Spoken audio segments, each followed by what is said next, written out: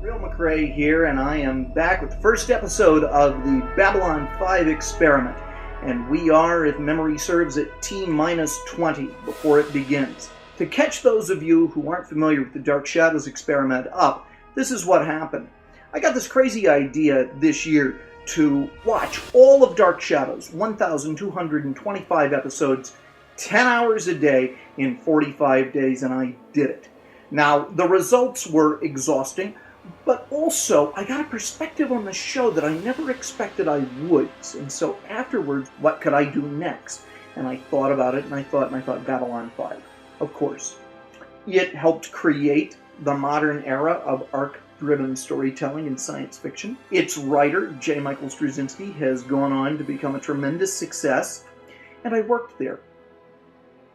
Because it was a job, I never really appreciated it.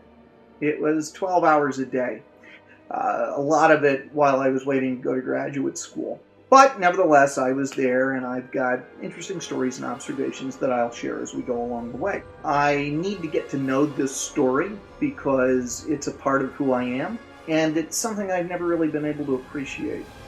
It was a job, and beyond the fact that it was a job, I, in some ways, I think, was Joe Straczynski's worst nightmare.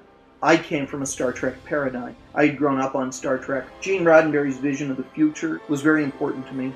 That very much helped to inform the way I thought the future would be, and I thought the future would operate. And when I was there at Babylon 5, I did a lot of private, well, sometimes private. Now, this isn't, if humans are going to make it into space, they're going to be this or they're going to be that.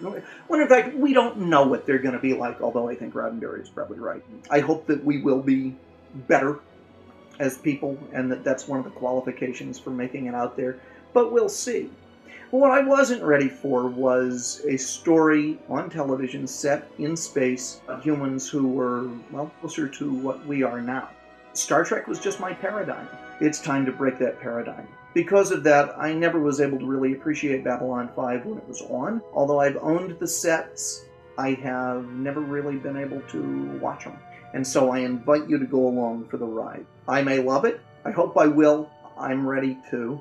If you're a Babylon 5 fan, I encourage you to keep in touch. I come to you sort of as a trekker who is looking to travel abroad. I invite you to be an ambassador. Babylon 5 Station was about nothing if not ambassadors reaching across cultures.